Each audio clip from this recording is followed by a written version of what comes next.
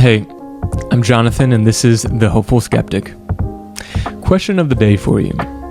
Why do you believe what you believe? Whatever it is you believe, whatever worldview, atheist, agnostic, religious, why do you believe what you believe?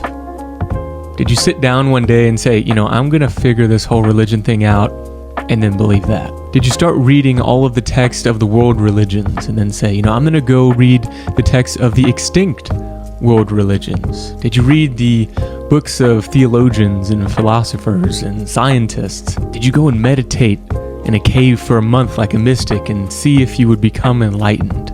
Did you visit India and experience Hinduism, or Sweden and experience atheism, or the United States and experience Christianity? Did you go to Tibet and experience Buddhism, or Iran and experience Islam? I didn't. To be honest, I did what pretty much everyone does. I believed what everyone around me did. And don't get me wrong, in some instances that's great. Go ahead and believe that your country's sport is the best. Your city's team, better than all the others. Your hometown, the most welcoming. Your family, the most beautiful. Your children, the most precious. Your pets, the most loving. But when it comes to ideas that really have great power, like politics, religion, philosophy, I think we need to have a better approach at how we come to believe what it is we believe. And in this video, we're going to be talking about one of those ideas of great power, religion. The religion of my upbringing was Christianity. And I know I said before that I believed what everyone else did, and that's true, but it wasn't without thought. You see, we read Dante's Inferno in my 9th grade English class. And if you're not familiar with the book, it's a journey of someone going through the different realms of hell. And each realm, each layer, each level is more insidious, more torturous, more awful than the last. And I can remember sitting there in my class and thinking, all I know is I don't want to go to hell. But like every 15-year-old, I had a really good knack of kind of just not thinking about things and moving on. So that's what I did. Fast forward 2 years later, and I'm wrestling with whether or not I want to be a Christian. At the time, I would say I wasn't not a Christian. I just would also say I wasn't a Christian. The whole decision for me came down to one question. Does God exist? If God existed, then for me, it was a given. My religion, Christianity, was the right one. And it was a given. My denomination of my religion was also a given. And hopefully some alarm bells are going off in your head hearing that, but they didn't for me at the time. And thus, I set off on my journey to discover if God exists or not. The age-old question, does God exist? It wasn't long before I came across two of the most profound arguments for the existence of God, the cosmological argument for the existence of God and the teleological argument. And if you're not familiar with those, I'm going to make videos specifically on each one of those and do a deep dive. But for the sake of brevity, the cosmological argument can be stated as whatever begins to exist has a cause. Premise 2, the universe began to exist. Therefore, the universe has a cause. And then through that, thinking about what would cause a universe, it starts to look a lot more like something that's timeless, spaceless, immaterial, extremely powerful, and even possibly having a mind. But again, we're going to have a whole video on that. If you're interested right now, there's a bunch of videos on YouTube. Feel free to type in the cosmological argument. And the teleological argument goes over the vanishingly small likelihood that a universe such as ours, that seems to be fine-tuned for the existence of life, would come about. And again, we're going to have another video on that. And these arguments really convinced me that God existed. And like I said, that was the only hurdle for me becoming a Christian. So at 17 years old, I became a Christian. That was 14 years ago. I am so old.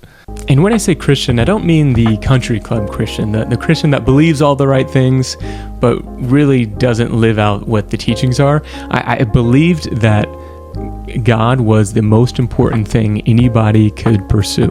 I believed the Bible was from God, that the only way to get to God was through Jesus.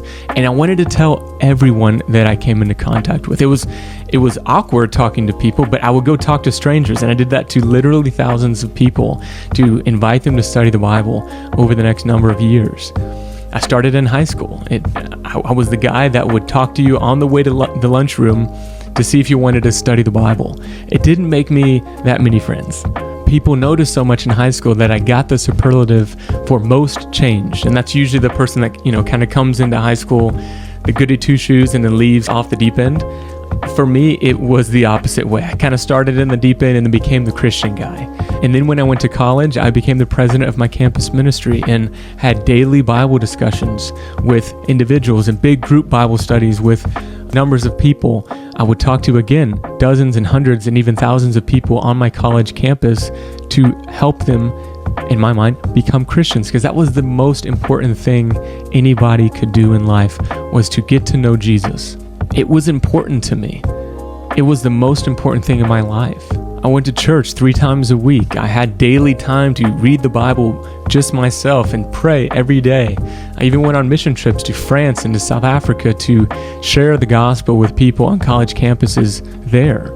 I wanted to tell everybody that I could because I was so convinced that this was the most important truth of all. And I wanted everyone to escape hell and to be able to be with God in heaven forever. So you may be asking yourself, so Jonathan, then why did you create a YouTube channel entitled The Hopeful Skeptic? Well, that question of if God existed or not never went away. I would think about it weekly, if not daily. So to bolster my faith in God, I would listen to Christian apologetics podcasts. I would watch YouTube videos on the topics. I would read books from apologists about why we know God is real and the Bible is from God and that Christianity is true. But that nagging doubt never really went away. And I think a few years ago, I realized why.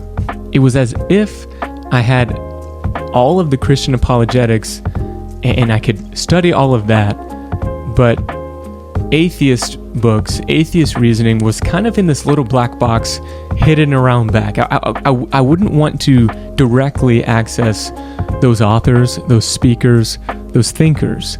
It was a lot more comfortable to have a Christian apologist in between us and tell me via their books or their podcasts or their videos what the atheist was saying, and then obviously explain why the atheist was wrong and the Christian was right. In my mind, it was a given. God existed. My only goal was to not lose this faith that was more precious than gold and therefore lose my soul to hell.